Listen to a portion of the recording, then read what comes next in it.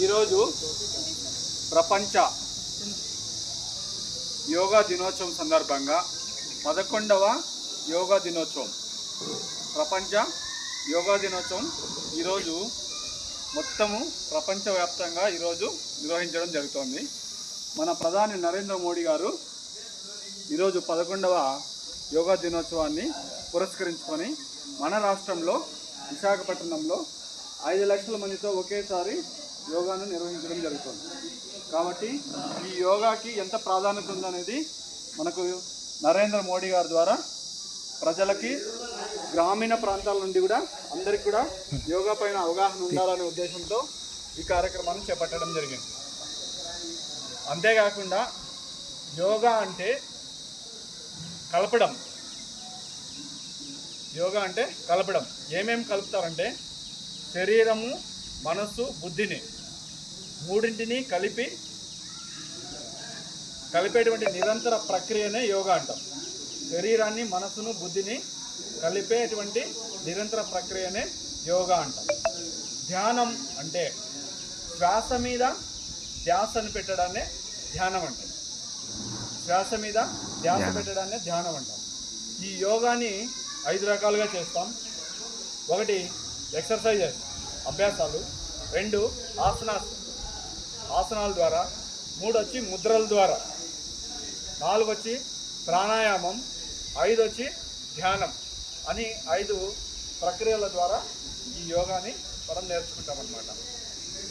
ఈ యోగా ద్వారా పిల్లలకైతే, అంటే స్టూడెంట్స్కి అయితే ఏం ఉపయోగం అంటే, ఫస్ట్ ఏకాగ్రత వస్తుంది, మానసిక ఒత్తిడి తొలగిపోతుంది, ఎటువంటి జబ్బులు రాకుండా కాపాడుతుంది, ఇంట్రెస్ట్ పెరుగుతుంది, తర్వాత వచ్చి గుర్తుంటుంది, ఎక్కువ జ్ఞానం వస్తుంది, గుర్తుంటుంది, మనం చదివినటువంటిదంతా కూడా గుర్తుంటుంది, ఆసక్తి పెరుగుతుంది, దేని మీదైనా కూడా చేయాలనేటువంటి ఆసక్తి పెరుగుతుంది.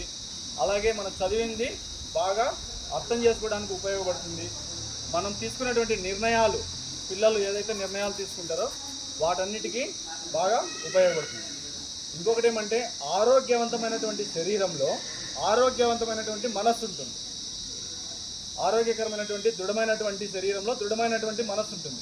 దృఢమైనటువంటి మనస్సు ఉన్నప్పుడు ఎటువంటి తప్పుడు నిర్ణయాలు తీసుకోకుండా, ఏ నిర్ణయం తీసుకున్నా బాగా స్ట్రాంగ్గా, దృఢంగా ఉండే నిర్ణయాలు తీసుకోవడానికి ఈ యోగా చాలా ఉపయోగపడుతుంది అన్నమాట. ఇప్పటి నుండినే మనం విద్యార్థి దశలోనే ఈ యోగాని ప్రాక్టీస్ చేసుకొని ప్రతిరోజు కనీసం 30 నిమిషాలు లేదా అర్ధగంట మనం ఈ యోగాని మన జీవితంలో ప్రతిరోజు మనం నిద్రలేసి ఎట్లా నిద్రపోతామో, ఎలాగో కాలేజీకి వచ్చి ఎలాగో ఇంటికి వెళ్తామో, ఆ విధంగా ప్రతిరోజు అర్ధగంట సేపు నిత్య జీవితంలో యోగాని మనం కానీ పాటించినట్లయితే, యోగా చేసినట్లయితే ఆరోగ్యమే మహాభాగ్యం అనేటువంటి సూక్తికి మనము నిదర్శనంగా నిలుపుతామన్నమాట. కాబట్టి ఎటువంటి జబ్బులు రాకోకుండా, మానసిక రుగ్మతలు రాకోకుండా ఈ యోగా చాలా ఉపయోగపడుతుంది. అబ్బాయిల్లో కానీ అమ్మాయిల్లో కానీ ప్రతి ఒక్కరికి చాలా చాలా ఉపయోగపడుతుంది. అమ్మాయిల్లో వచ్చేటువంటి చాలా రకాలైనటువంటి సమస్యలకి యోగా చాలా పరిష్కారం అందిస్తుంది అన్నమాట.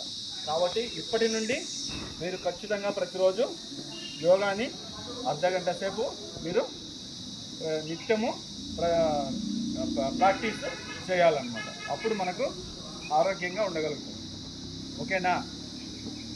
ప్రతిరోజు చెప్పండి, ప్రతిరోజు యోగా చేయండి, ఆరోగ్యంగా ఉండండి. ప్రతిరోజు యోగా చేద్దాం, ఆరోగ్యంగా ఉందాం. ఆరోగ్యమే మహాభాగ్యము. ఆరోగ్యమే మహాభాగ్యము. జై హింద్.